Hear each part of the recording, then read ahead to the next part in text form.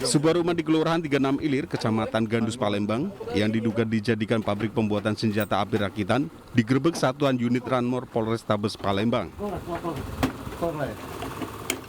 Dalam penggerebekan, petugas berhasil menemukan sejumlah barang bukti, seperti satu pucuk senjata api rakitan jenis revolver, amunisi, serta alat pembuatan senjata api seperti alat pembuat silinder senpi, kunci, gerinda, mesin las, dan mesin bor.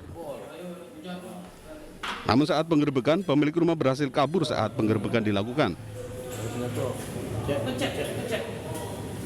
Untuk pelaku sendiri, untuk yang punya rumah, pada saat kita gerebek, kita panggil perangkat desa di situ, lurah di situ.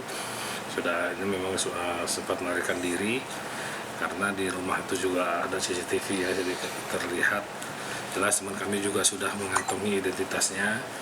Mudah-mudahan kita akan segera ungkap pelakunya. Penggerebekan dilakukan berdasarkan informasi dari masyarakat yang resah dengan aktivitas pelaku, serta untuk menciptakan kondisi yang aman di Kota Palembang.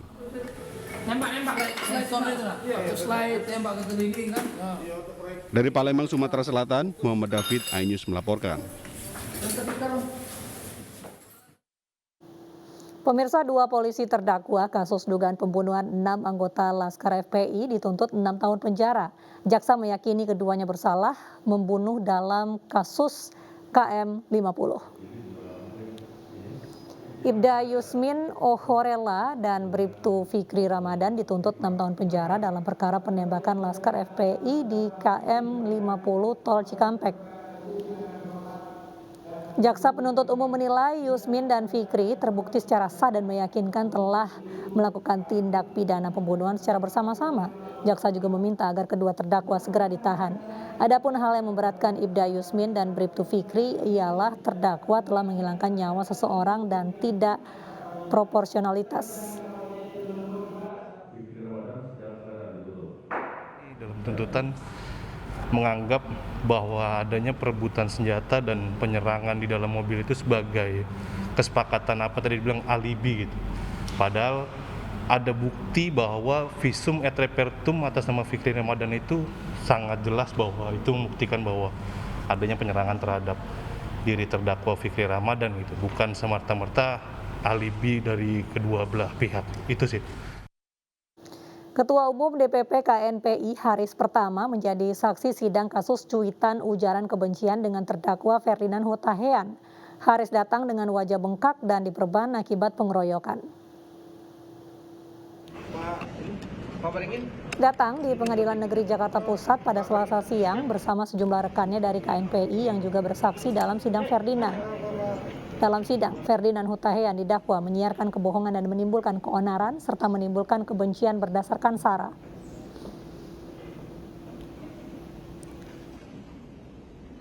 Menjelaskan tentang bagaimana saya sebagai Ketua Umum DPP KNPI melaporkan Bung Ferdinand dalam kasus sara ya, karena memang apa yang ditulis oleh Bung Ferdinand ini sangat mengandung unsur sara yang kental ya, dan juga memprovokasi masyarakat di tingkatan bawah.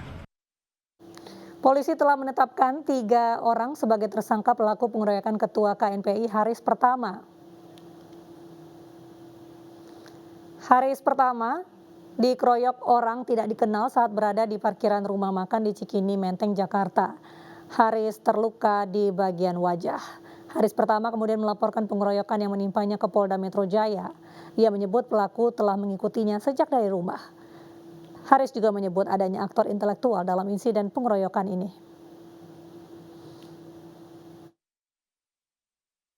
Jaya, Kasubdit Jatandras, serta Kanit 2 Jatandras Direktorat Kriminal Umum Polda Metro Jaya.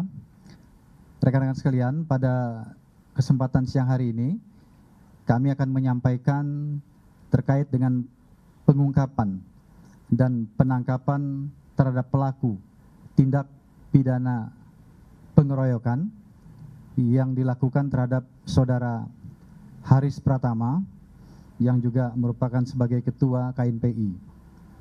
Adapun waktu kejadian, ini pada hari Senin, tanggal 21 Februari tahun 2022, kurang lebih pukul 14.00 waktu Indonesia bagian Barat, bertempat di rumah makan Garuda Cikini, Menteng, Jakarta Pusat. Kemudian kronologi singkat kasus ini bisa saya sampaikan kepada teman-teman sekalian bahwa Polisi menangkap 2 pelaku suntik filler payudara yang menyebabkan seorang perempuan meninggal dunia. Dari tangan pelaku, polisi mengamankan barang bukti berupa cairan silikon, alat suntik, hingga obat bius. Polsek Taman Sari mengamankan kedua pelaku di kawasan Cikupa, Tangerang dan Kemanggisan, Palmerah. Ini merupakan kedua kalinya pelaku menyuntikkan silikon kepada korban setelah sebelumnya penyuntikan serupa dilakukan tahun 2011 lalu dengan biaya 4 juta rupiah. Kedua pelaku diketahui bukan dokter. Salah satu pelaku bekerja di salon dan sudah menjalankan bisnis suntik silikon ilegal sejak 2004. Sebelumnya, seorang perempuan berinisial RDC ditemukan meninggal di sebuah kamar hotel pada hari Sabtu lalu. Korban diduga tewas usai menjalani suntik filler payudara. ER ini bekerja sebagai penyuntik ya, walaupun ada juga dia salon yang dilapori sejak tahun 2004. Kemudian untuk kronologi sendiri ini kami teruskan bahwa Arif sebagai yang mengantarkan bersamanya itu dari hasil kerjanya dia dibayar sejumlah 500.000. Kemudian untuk korban sendiri ini sudah melakukan suntik kepada saudara Windy sejak tahun 2011, di mana sebelumnya Windy ini sudah melakukan suntikan yang kedua. Untuk suntikan yang pertama dengan satu paket 4 kali suntikan. Warga berdesakan demi mendapatkan bantuan sosial senilai Rp600.000 dari Kementerian Sosial. Informasi selengkapnya sesaat lagi.